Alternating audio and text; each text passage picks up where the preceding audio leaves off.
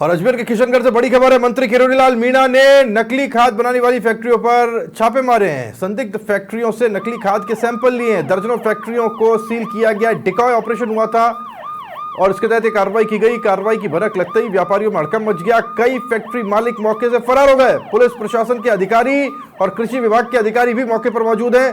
Media से भी कृषि मंत्री किरोड़ीलाल मीणा रूबरू हुए, कहा कि किसानों के साथ किसी प्रकार का धोखा बर्दाश्त नहीं किया जाएगा। अब आप देखिए कितनी बार ऐसा हुआ होगा कि जब कोई मंत्री खुद छापा मारने पहुंच जाए। अब किरोड़ीलाल मीणा एक्टिव रहने वाले व्यक्ति हैं, उनको सूचना मिली। He is always on stores. जब भी मौका मिलता है वो हमेशा कार्रवाई करने में यकीन करने वाले लोगों में से हैं। अब ये डिकॉय ऑपरेशन हुआ और यहाँ जाकर के उन्होंने ये फैक्ट्री जो थी यहाँ पर खुद छापेमारी की और यहाँ जाकर के जो हालात हैं उससे देखा। वहाँ खाद बनाने की फैक्ट्रियों को देखने के बाद पाया कि ये नकली खाद बन रही है।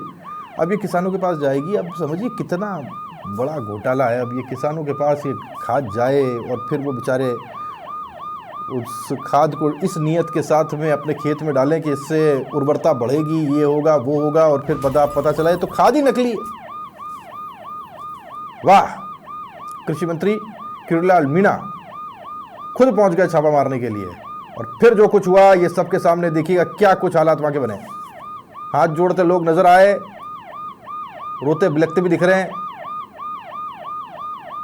अब ये कहना क्या चाह रहे हैं समझ में नहीं आ रहा। किरोड़ीलाल मीणा यहाँ पर मीडिया से भी मुखातिब हुए हैं, मीडिया से भी बातचीत की है। क्या सुनते हैं। खाद बनाया जा रहा है। जो मार्बल का पाउडर है उसके दाने बनाए जाते हैं मिट्टी में मिला के और उसको ब्लैक कर देते हैं तो डीएपी बन जाता है, व्हाइट कर देते हैं तो एसएसपी बन जाता है, और वो ब्राउन कर देते हैं तो पोटास एमओपी बन जाता है।